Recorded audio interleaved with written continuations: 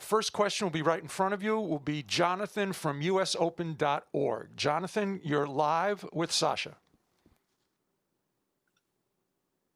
Hi, Sasha. Congrats on the win. Thank you. About your coaches, what made you want to work with David Ferrer? And what are a couple things you've learned from him during the time that you've had to work together, assuming you had some time during the break to work with? Yeah, I mean, we worked for a few months now. It's just somebody that I respected so much during the career and after the career as well. And we said that we're going to have a trial period. And then in that trial period, he was so unbelievably well organized, and the work has been incredible. And I enjoyed the practices. I enjoyed the practices more than I did in the last few years. So, yeah, it was a no-brainer for me, and I'm happy that he's joining the team as well.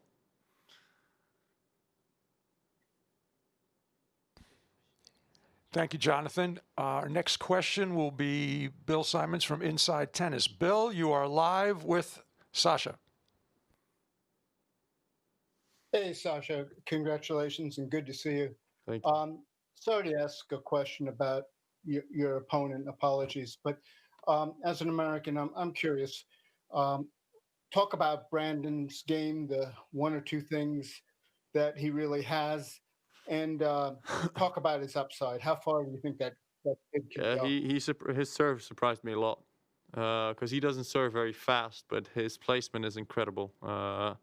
He can go any corner. He has all the serves that you need. His second serve is incredibly good. Yeah, he's very young. He's 19 years old. He still needs to develop, but his development over the last few months, years has been very good. So I think he can, what's his ranking now? 10 something. He's going to be top 100 in no time, and I think he's going to go even further. Do you see him as a top 25 player eventually? Does he have that talent? Yeah, he definitely has that talent. I think there's a lot more to being a top 20, top 25 player than just talent. So I think he can decide for it himself. It's in his hands, in his coach's hands, and yeah, he definitely has the potential. Thanks a lot, Sasha. Thank you. Thank you very much, Bill. Let's go to Florence, to Ubaldo. Ubaldo, welcome. You are live with Sasha. I'm live with Sasha. I'm very happy. And Zverev has been in Florence, so he knows it. Listen, Sasha, I saw that you had some pit stops. You were changing the wheels, like in Formula One, changing shoes. Why that? It was wet. It was humid. Yeah, it was quite to adapt to the surface. No, it was quite humid today, and I was sweating through my shoes, which is unusual. But yeah, it was very humid, and there was water coming out of my shoes, so I needed to go from the dry tires to the wet tires a little bit. Listen, and there were 7 set points for Nakashima, and then at the end of those, you made a double fault to give him the second set. But you had chances before.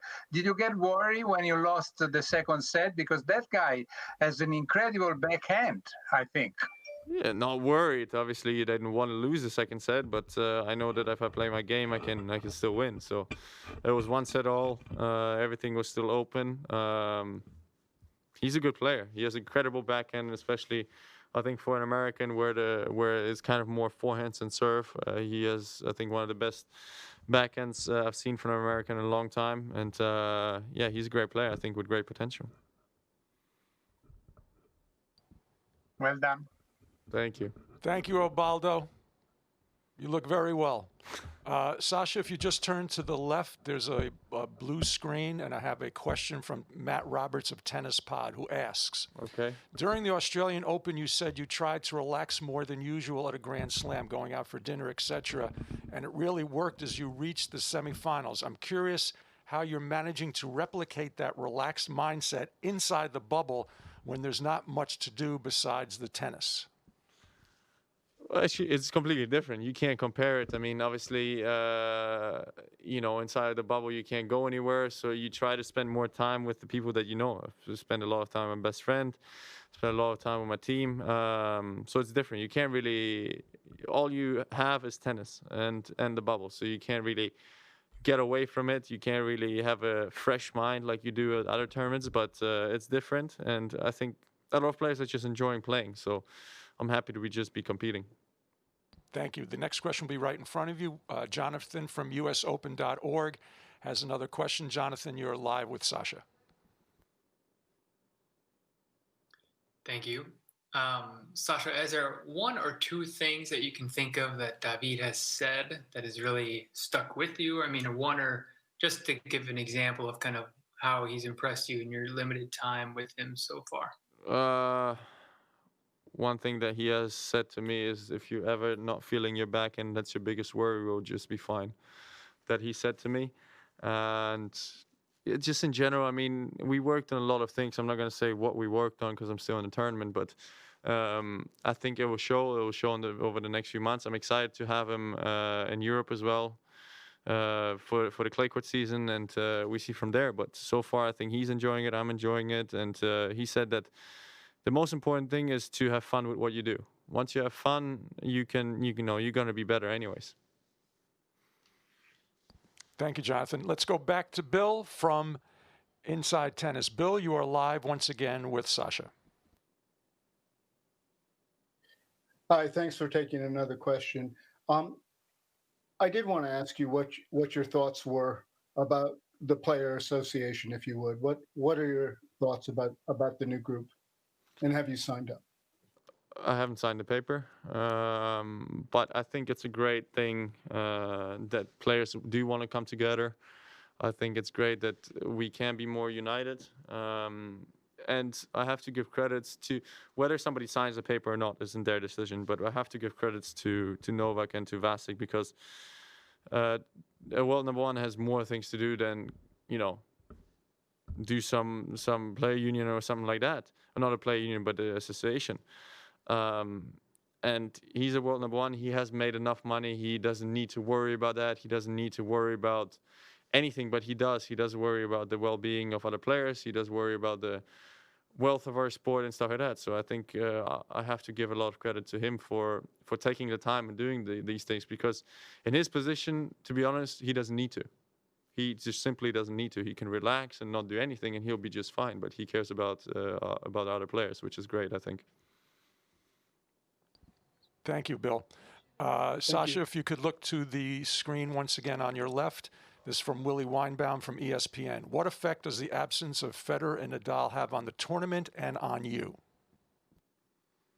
I mean, look, it's two players that are not here, and they're two of the greatest. So obviously it will have a little bit of an effect, but I think this year's US Open are different in many ways. We don't have spectators, the crowd is gone and stuff like that. So it has an effect. Obviously it's not the same, but at some point those two will retire as well, and we will play every tournament without them. Okay, and once again, another written question to your left from Peter Hutchinson of AFP. Mm-hmm. You hit 24 aces but 10 double faults. Was your service game more inconsistent than you would have liked? I mean, take the 10 double faults away and it's perfect. And I haven't wasn't broken today, so you can always complain, but sometimes it's better not to find something to complain about.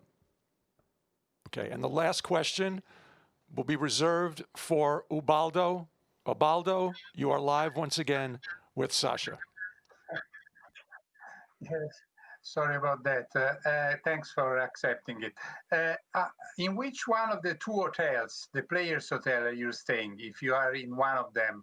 I'm in the Because I was Marriott. told that in one of them there were four.